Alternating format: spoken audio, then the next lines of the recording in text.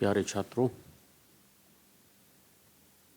आज मैं डॉक्टर देवेंद्र कुमार आपके बीच प्रेरणादायक उद्धरण भाग 2 के साथ उपस्थित हुआ हूँ।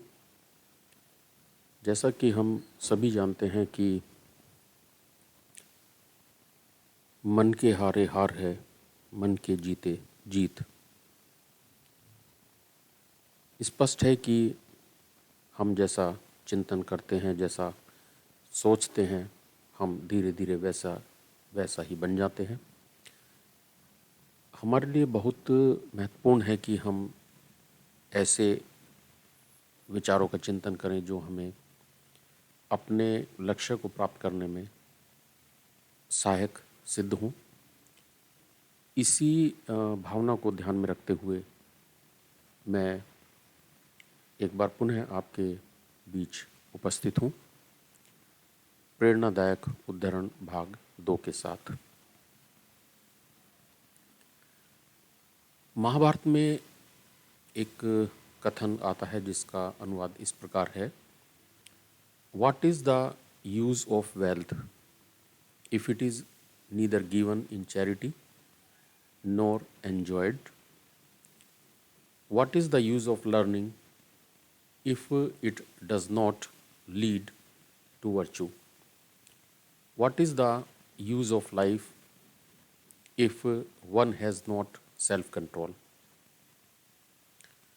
ऐसे धन का क्या फ़ायदा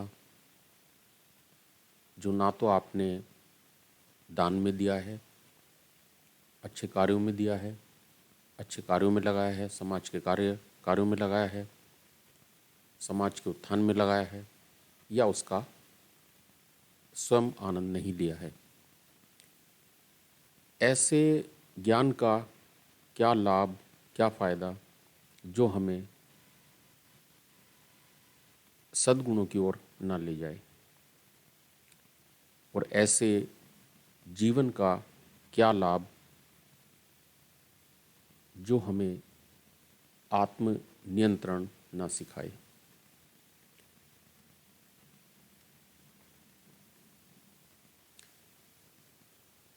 The pessimist complains about the wind, the optimist expects it to change, the realist adjusts the sails. William Arthur ward. निराशावादी व्यक्ति पवन के बारे में, हवा के बारे में शिकायत करता है। आशावादी इसका रुख बदलने की आशा करता है, लेकिन यथार्थवादी पाल को, सेल को अनुकूल बनाता है।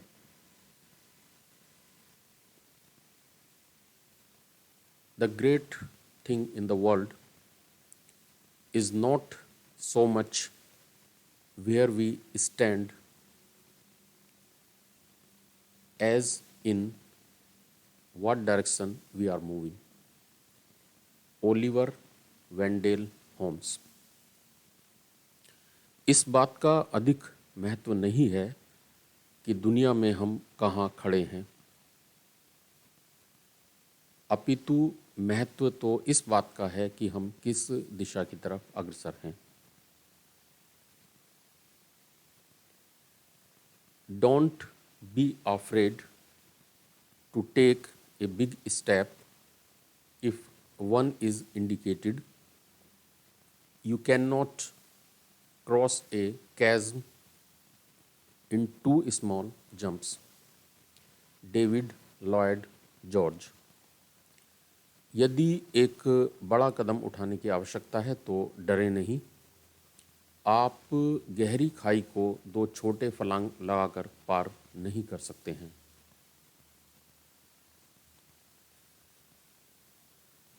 मैं जब कक्षा 10 या 12 में पढ़ता था तो कहीं पर मैंने इस कोटेशन को देखा था और यह उद्धरण बहुत ही प्रेरक है। Students should firmly decide what they want to be. There should not be any confusion in any sense. They should prepare accordingly. If they do justice with their work, nobody can stop them from getting their targets. If a candidate is sincere enough and is doing justice with his studies, he will never need to face any injustice in future. Gita में भी एक जगह भगवान श्री कृष्ण कहते हैं कि व्यवसाय आत्मिका बुद्धि रेखे कुरुनंदन बहुशाखा ही अनंताश्च बुद्धयो अव्यवसायी नाम. You must have a single purpose in your life and full dedication to that single purpose. If you have many purposes in your life will be scattered in many directions and you will get nothing. तो विद्यार्थियों के लिए बहुत ही महत्वपूर्ण है कि उन्हें क्या बनना है, इसे वो दृढ़ता से डिसाइड कर लें. Students should formally decide what they want to be. उन्हें क्या बनना है, उनका क्या लक्ष्य होना चाहिए, इसे उन्हें निर्धारित कर लेना चाहिए. और किसी भी प्रकार का कन्फ्यूज़न इस संदर्भ में नहीं होना चाहिए.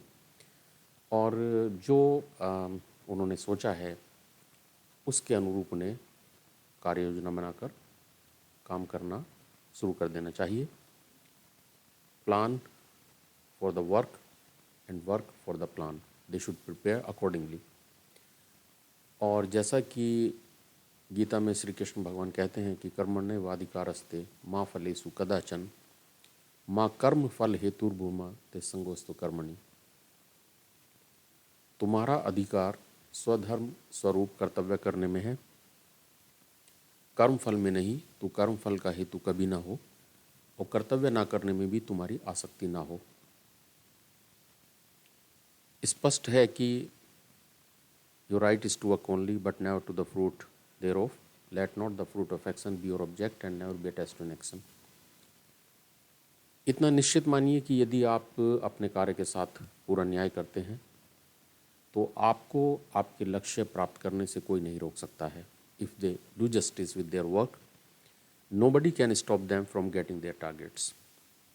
कृष्ण भगवान स्वयं कहते हैं कि जैसा कर्म करोगे वैसा फल निश्चित रूप से मिलेगा. इस बारे में आपको संदेह नहीं करना चाहिए. If a candidate is sincere enough and is doing justice with his studies, यदि वह सही से पढ़ाई करता है, अध्ययन करता है, तो उसे भविष्य में किसी भी प्रकार के अन्याय का सामना नहीं करना पड़ेगा. He will never need to face any injustice in future.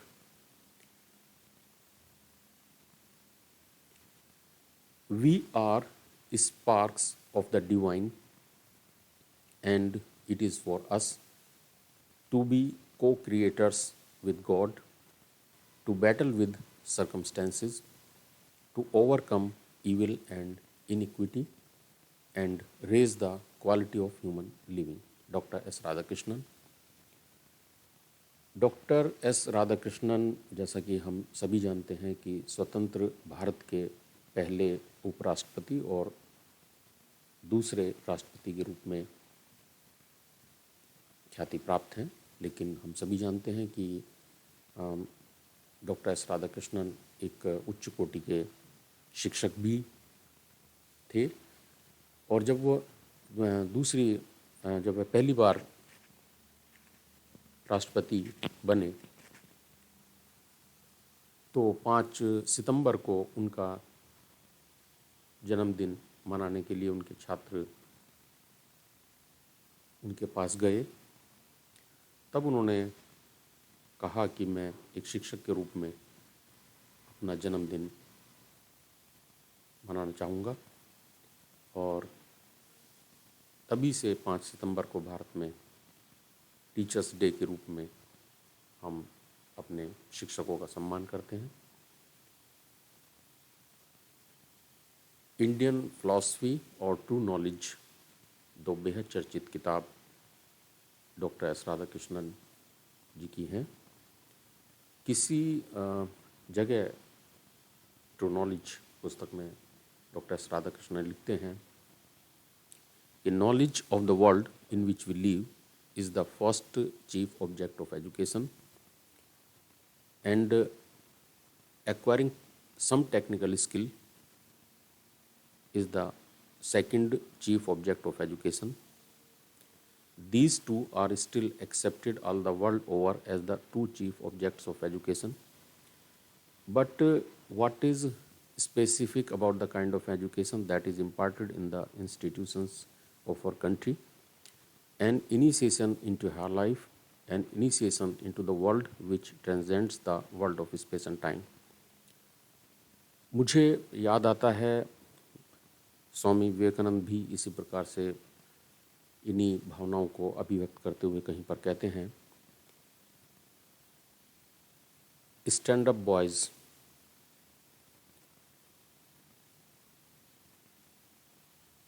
and take the whole responsibility on your own shoulders and know that you are the creator of your own destiny.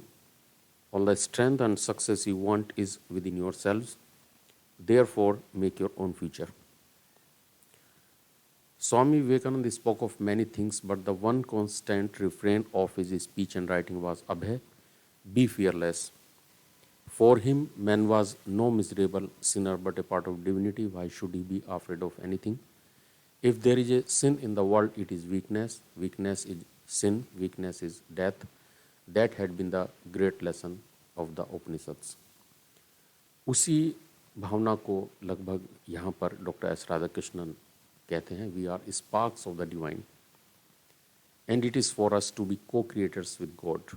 जैसे कहते हैं ना कि माँ हर जगह नहीं हो सकती, इसीलिए उसने माँ को बनाया. ठीक इसी प्रकार हम कह सकते हैं कि ईश्वर भी सब जगह होते हुए भी सब जगह नहीं दिखाई दे सकता है, लेकिन मानव के रूप में, इंसान के रूप में वह उसी ईश्वर का अंश हो सकता है. परिस्थितियों से लड़ते हुए हम हर प्रकार की बुराई, दुष्कर्म को दूर कर सकते हैं और मानव जीवन को बेहतर बना सकते हैं. भाषा विज्ञान में एक जगह आता है कि राक्षस पहले अच्छे अर्थों में प्रयुक्त होता था. राक्षस अर्थात रक्षा करने में समर्थ व्यक्ति. राक्षस वही होता था जो मानसिक रूप से बलशाली होने के साथ साथ शारीरिक रूप से भी बलशाली हो, तभी वह दुष्ट लोगों से रक्षा कर सकता है. लेकिन धीरे धीरे वह रक्षा करने में समर्थ व्यक्ति ही दुष्कर्म करने लगा और राक्षस जो अच्छे अर्थ में प्रयुक्त होता था वह बुरे अर्थ में प्रयुक्त होने लगा. कहने का अभिप्राय इतना ही है कि हम में से प्रत्येक व्यक्ति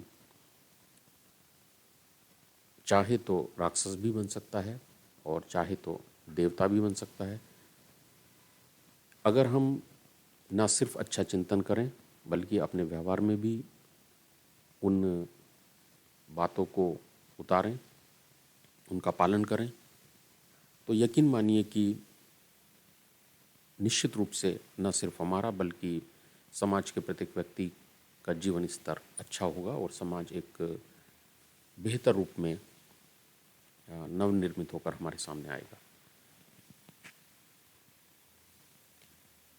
Yesterday is gone, tomorrow has not yet come. We have only today. Let us begin. Mother Teresa. कल तो चला गया, आने वाला कल अभी आया नहीं है. हमारे पास केवल आज है, आइए शुरुआत करें. Every day may not be good, but there is something good in every day. हर दिन भले पूरा अच्छा ना हो, लेकिन हर दिन में कुछ अच्छा अवश्य होता है. Nearly all men can stand adversity, but if you want to test a man's character, give him power. Abraham Lincoln. लगभग सभी पुरुष विषम परिस्थितियों का सामना कर सकते हैं, लेकिन यदि आप किसी व्यक्ति के चरित्र का परीक्षण करना चाहते हैं तो उसे शक्ति दें. स्पष्ट है कि शक्ति प्राप्त होने पर भी हम विनम्र बने रहें, यह बहुत बड़ी बात है. निंदन्तु नीति निपुणा यदि वा स्तुवन्तु लक्ष्मी समाविस्तु गच्छतु व यथेष्टम अद्यैव वा मरणमस्तु युगान्तरे वा न्यायात् पथा प्रविचलन्ति पदम न धीरा. Discerning man may slight or laud them. The goddess of wealth, Lakshmi, may come or go as she likes. Death may occur today or after ages, but strong-willed men do not deviate from the path of justice. नीति में निपुण मनुष्य चाहे निंदा करें या प्रशंसा, लक्ष्मी आए या इच्छानुसार चली जाएं, आज ही मृत्यु हो जाए या युगों के बाद हो, परंतु धैर्यवान मनुष्य कभी भी न्याय के मार्ग से अपने कदम नहीं हटाते हैं.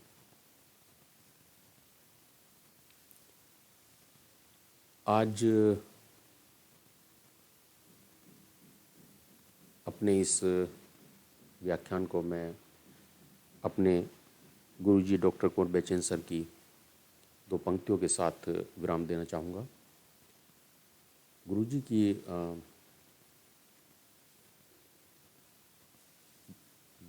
दो पंक्तियाँ बेहद ही प्रेरणादायक हैं. होके मायूस नायु शाम से ढलते रहिए, जिंदगी भोर है सूरज से निकलते रहिए, एक ही ठाव पे ठहरोगे तो थक जाओगे, धीरे धीरे ही सही राह पे चलते रहिए. धन्यवाद.